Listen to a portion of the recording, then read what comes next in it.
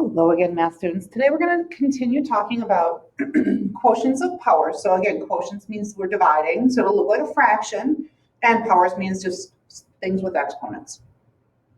So you can see we've got some examples here. The example that's written right here is just like what the last lesson problems looked like.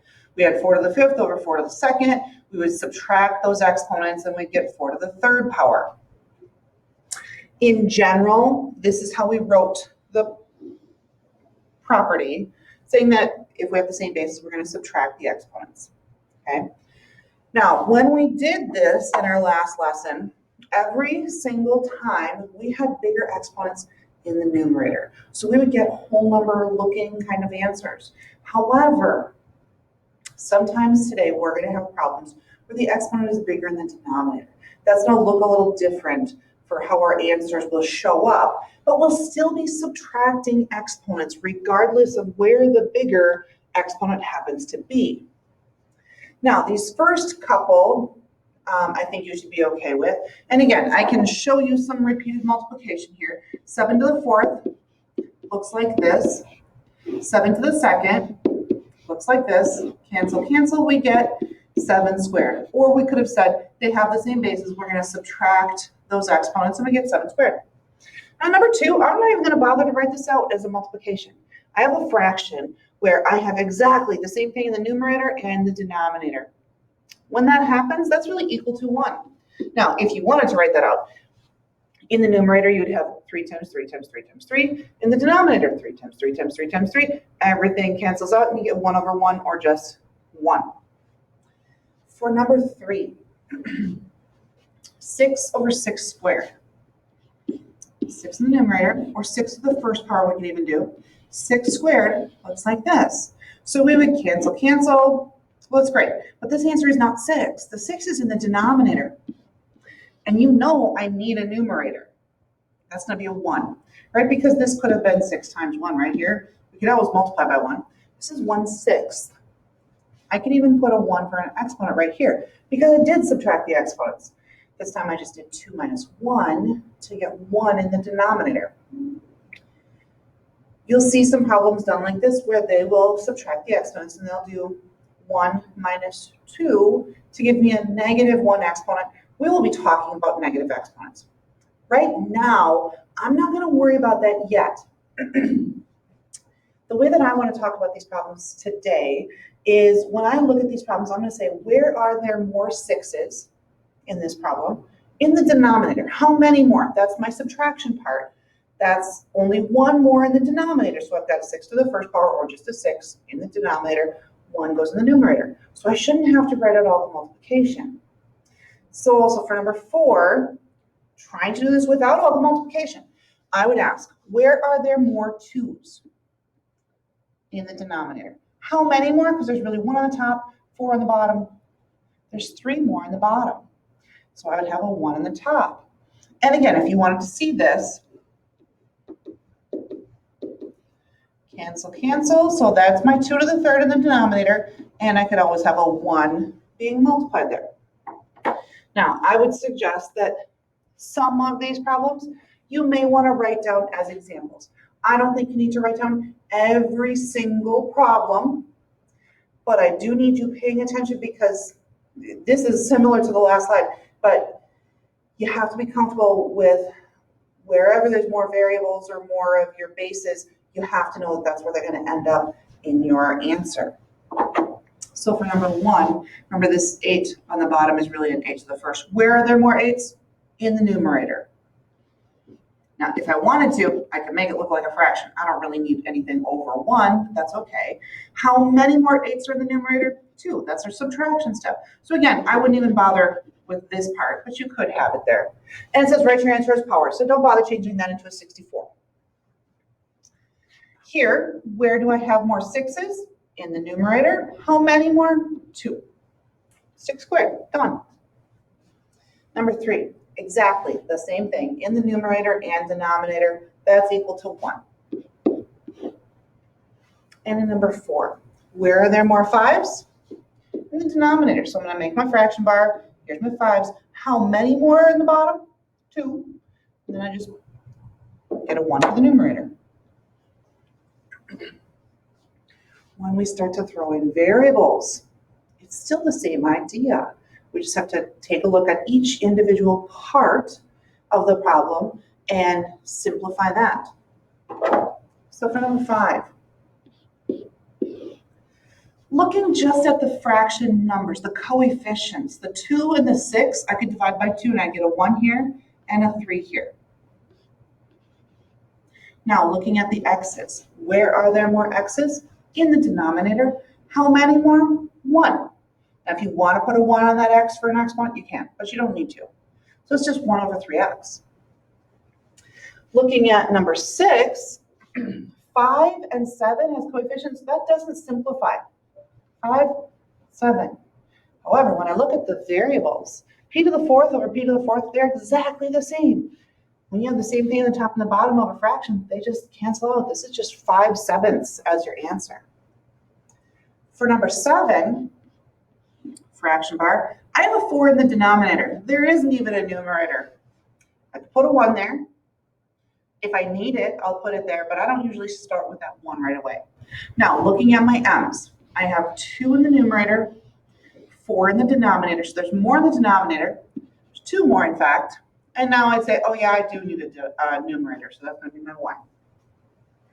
Number 8, look at this, take a second. Same thing, top and bottom, right? Done. For number 9, the 7 and the 5, again, those don't simplify. Do not change that into an improper or into a mixed number. Improper is just fine. We haven't even worried about our variables yet. Now you have to be careful here because the variables aren't lined up. In the numerator, they're not alphabetical. However, if I look at this x squared in the top and x cubed in the bottom, I would say, where are there more x's? On the bottom. How many more? 1. So that's just going to be an x to the first. Looking at the y's, I have a y squared in the bottom. I have just a y to the first on the top. So where are there more? On the bottom. How many more? 1. 7 over 2. Again, don't change that to like 3.5. Leave it as 7 over 2. Now looking at my y's, I've got 3 y's in the numerator, 1 y in the denominator. Where are there more? Top. How many more? 2. For number 11, when I have an 8 in the numerator and the denominator, gone. They're just going to simplify, go away. The only x that I have is in the denominator right here, so it's just going to stay in the denominator. For my y's, I have 3 in the numerator, 1 in the denominator. There's 2 more in the numerator. You can see it's just subtracting exponents. For this fraction, the 5 and the 8 don't simplify. 5 on the top, 8 on the bottom. Looking at my x's, I have 1 more of those x's in the denominator. So it's just going to be an x right there. Then looking at my y's, I've got more in the denominator, and there's 2 more.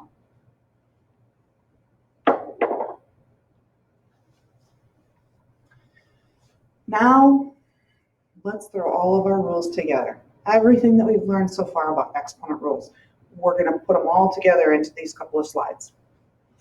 When I have the same bases, I add the exponents. So I have 2 of those 3's, and 4 of those 3's gives me 6 of those 3's, 3 to the 6th power. In number 14, same bases again. I have 4 to the 3rd, 4 to the 4th, add the exponents, 7. In number 15, it's really tempting for a lot of students to just say, oh, it's 6 to the 4th. I added the exponents, but you have to remember there's really a 1 on this guy. So this is going to be 6 to the 5th. Number 16, we're going to have to take an extra step in between. Let's take care of the stuff with the parentheses because now we've got a power to a power. We multiply those. So this 4 to the 3rd is just going to stay. This will be 4 to the 6th power because we have to multiply those exponents. And now I would say I have 4 to the 3rd and 4 to the 6th, same bases. We're going to add the exponents and get 4 to the 9th. In number 17, Power to a power, we multiply. 3 to the 4th. Power to a power, we multiply. 3 to the 6th. Same bases, we add. In number 18, power to a power, we multiply. 3 to the 4th. And this one is also 3 to the 4th. Same bases, we add.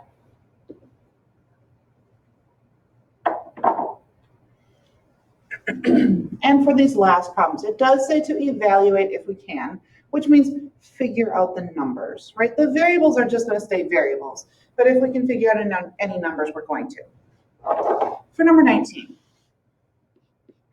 I only have the 3 as a coefficient. You know there's really a 1 right there as a coefficient, but 3 times 1 is still just 3. And then I have an n times n gives me n squared. In number 20, again, I can put a 1 here, but it doesn't do anything. That's just an 8. And then same basis for my a's, add the exponents. For 21, multiply it. 6 times 7 is 42. The x's, I've got 2 of them and 4 of them. That gives me 6 of them. Here I have to take care of the stuff with the parentheses. So I'll have 2x to the 4th. This distributes 3 to the 3rd power. We're going to have to figure that out. That's going to be 27. X to the 3rd power. So 3 to the 3rd we said is 27. 27 times 2 would be 54. Then I have an x to the 4th and an x to the 3rd gives me x to the 7th. In number 23, this doesn't change yet. Distributing this exponent. Don't forget it also goes on to that coefficient. So I'll have 2 squared, which we know is 4, m to the multiply 6. So we said this is actually 4. Sometimes I even just kind of do that so that I don't have to rewrite the whole thing. 3 times 4 is going to be 12. Then for my m's, I have 3 m's and 6 m's gives me m to the 9th. Make sure that when I say that, make sure you're writing those as exponents, not coefficients. And on number 24, distributing in 2 different sets of parentheses. So I will have 2 to the 3rd power, which we know is 8, and b to the 3rd power. Then, not really even a distribution here. I guess I didn't even have to do that. It's a power to a power. We multiplied. B to the 8th. So we'd want to figure out 2 to the 3rd. We already said that's 8. And then the b's would give me b to the 11th. Today's worksheet is about quotients and products of power. So all of the power properties that we've learned so far are included on this worksheet. The answer key is going to be in Schoology. Make sure that you take the learning check when you're all done and let me know if you have any questions.